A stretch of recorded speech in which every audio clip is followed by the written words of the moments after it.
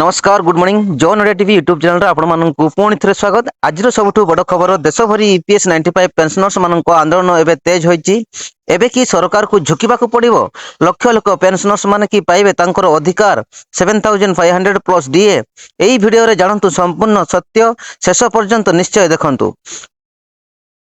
बंधुमान EPS 95 pension अर्थात employ pension scheme 1995 अनुसार देशर कोटी कोटी पेंशनर्स माने आज बहुत कम पेंशन पाउछंती।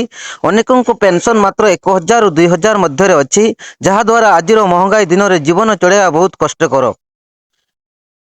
पेंशनर्स मानकर दाबी ईपीएस 95 पेंशनर्स रो मुख्य दाबी होची नूतन पेंशन 7500 प्रति मास दिया जाऊ ता सहित डियरनेस अलाउंस बा डीए मध्य लागू करा जाऊ। पेंशनर्स माने कहउचंती एबे कोनोसी सुविधा नुहे यह आमर अधिकार। आंदोलन कहीं तेज है एवं प्रश्न होउची आंदोलन हठात कहीं तेज है। संप्रति देशर अनेक राज्य रे पेंशनर्स माने सड़क मानिया आसिचंती धारणा प्रदर्शन एवं रैली माध्यम रे सेमाने सरकार पर्यंत तांकर स्वर पहुंचाउचंती। सोशल मीडिया रे मध्य एही मुद्दा बहुत भावे भाइराल हेउची। प्रत्येक पचारुचंती पेंशनर्स माने केबे न्याय पाइबे। सरकार पक्षर एपर्यंत कौन बड़ घोषणा होना किंतु सूत्र मान अनुसार यही मुद्दा उपरे आलोचना चली। किछि रिपोर्टर यह कहुची जे आसंता समय रे कौन सी बड़ सिद्धांत नि पारे किंतु प्रश्न से यह केवल प्रतिश्रुति हेबो कि निज रूपे सत्य हेबो।